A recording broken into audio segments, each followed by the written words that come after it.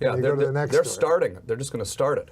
Is that what's going to happen? Yeah, Really? they're saying they're going to start it. Are they going to get us? It's funny how it all really, the rhetoric and the vitriol out of North Korea all started immediately after Dennis Rodman's visit too.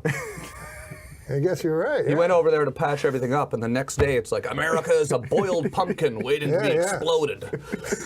So let's see how his state-making abilities work out. No, that's And cool. then Dennis Rodman was and really then cool. after he said that, all the starving people in South Korea, they said, boiled pumpkin, that sounds delicious. Yeah. Bomb it. Let's eat it. If anybody could solve the crisis in the world, crises in the world, I think Rodman could. Dennis He was a Top of fun the guy. I had fun with him. I like having on The Apprentice. The reason I got fired was because I went out drinking with Dennis Rodman on the night I was You project didn't wake manager. up, right? And So it was suicide, though. You did it on purpose.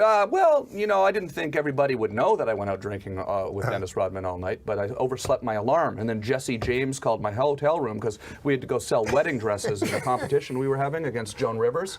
And Jesse James was really mad at me because I missed my alarm, and I had to explain, well, I went out drinking with Dennis Rodman last night. But if what Rodman goes through, what he went through with Kim Jong-un over there, if they had any sort of similar type of an experience that I had, I would think that could be something worthy of bringing our countries together. It's a good time hanging out with Rodman, that's all I'm saying. Yeah. Obama, Kim Jong-un, Rodman, if they all went out together, Yeah.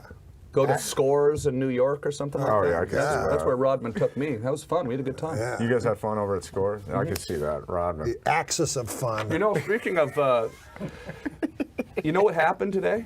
No, 2 days ago, two days ago, a drone, an actual drone flew over my house. No. In Los Angeles, a drone. It looked to me like a Scan Eagle drone, which would be a small, unarmed drone, not like the large Predator drone, small drone, flew right over my house. I was standing outside on the deck. My friend tapped me, pointed. I looked up. It was flying right over my head. I reached for my camera. Before I could get the camera, it went off right behind the tree. No video evidence, but it actually happened. Wow. Jesus. And I just think, what is happening to this world we're living in now? We're living in some sort of a surveillance society here. What do you think of that? Do you believe me, first of all? Do you believe me? I believe you, yes. Because a lot of people, Because when I you tell always them this, the they look at truth. me like I'm making it up or like it's a joke. It No, was an because that's actual a drone. possibility. But Yeah. No, I believe that we probably should go with it and just have no privacy. Yeah. Because I don't think we do have any as it is. Like, what if we put a chip inside everybody? How could there be crime? Right. You put a chip inside every child. How could a child ever get abducted? But don't you want to have the freedom to be able to commit the occasional little crime? Have you ever shoplifted? When I was younger, I did a couple of times. That's an adrenaline rush. Yeah. God damn. Shouldn't we as human beings have the freedom to flirt with a little adrenaline rush like that once in a while? God. As long as nobody gets hurt? You know what? The first time I ever shoplifted, and this is maybe my proudest moment. Quick, you know, I as a quick thinker, I went to a store. We were like 7 or 8 years old. Me and my friend Sean Kay and Randy Majerison, right? So we called it hawking at the time. So I went in. I said you gave out their full names so the cops can know where to go. Statute of limitations. Yes. So I went in. I stole my thing. Then Randy Majerison did. He stole his thing, right? I stole a candy bar, a coffee crisp. Yeah. And anyways, wouldn't you know it, Sean Kay doesn't steal anything. He cowards out. So we beat him up, and then the lady from the shoe store catches us. And then anyways, Sean Kay goes, he's a big blabbermouth, he goes and tells his parents.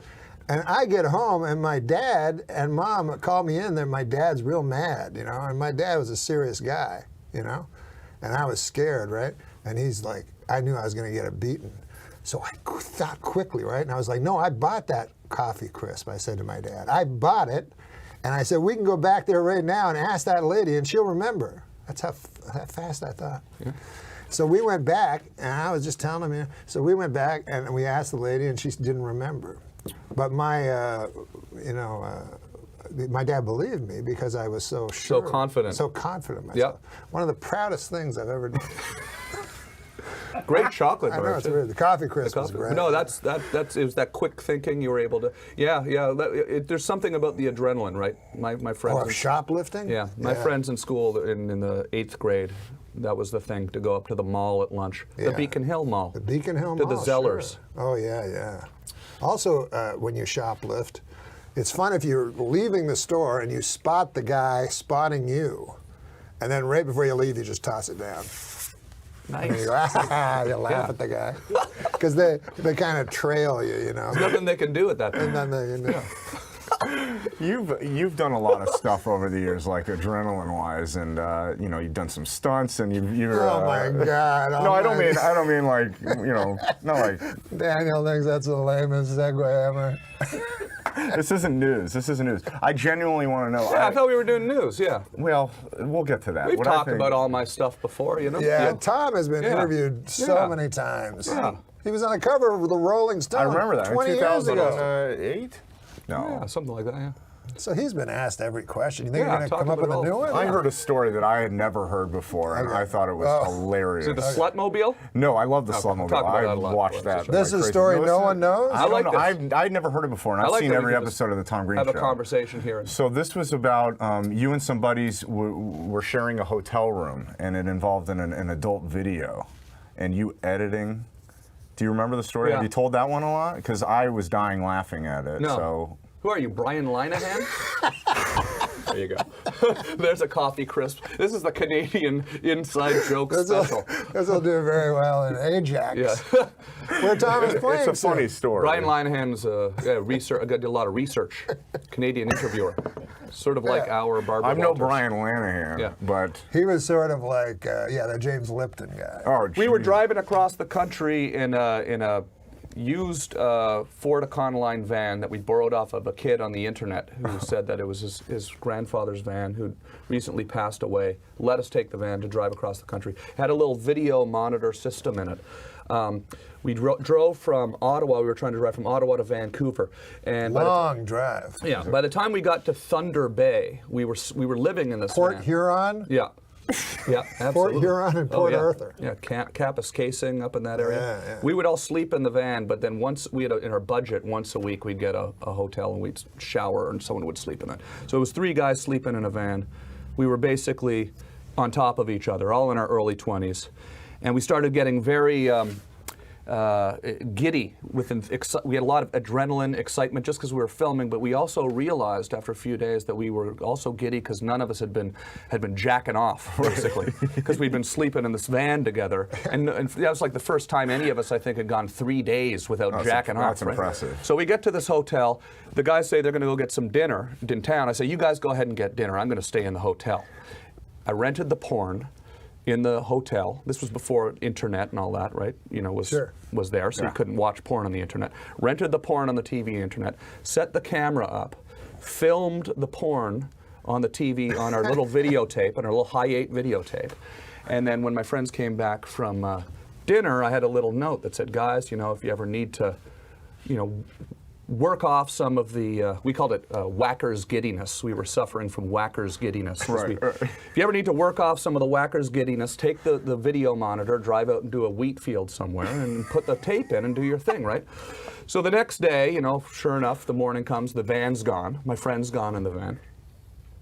And he comes back like maybe half an hour later, and he's got this sort of angry look on his face, but he's laughing because he had taken the van out and put the tape in and started to do his thing. But what I hadn't told him was like a minute into the tape, I lean into the camera and I'm like, give him a thumbs up. Right around the time he would have been blowing his wad, right? So we had a good laugh at that. You told the story on the Tonight Show. Did I really? I don't think I have. How did you know that story? A friend told me. Yeah. Yeah. It's weird that hilarious. those stories get around. Kind of disgusting that people are talking about that, actually. I love the idea of an aging wheat farmer going through his crops. Yeah, find some guy beaten off in a van. Lucky we weren't arrested. We were never arrested doing that stuff. You taped like you would get a bootleg copy of a movie in Times Square. This was like a tape of a porno that you had Yeah. taped. Yeah. That's very clever. Yeah. We were bootlegging. Bootleg. See, even then, ahead of your time. Always ahead of your time. Always. I don't know. This guy loves you, man. Well. This is cool. So the news. We're going to talk about That's the news. what I So we have business news. Facebook founder Mark Zuckerberg is facing a $1 billion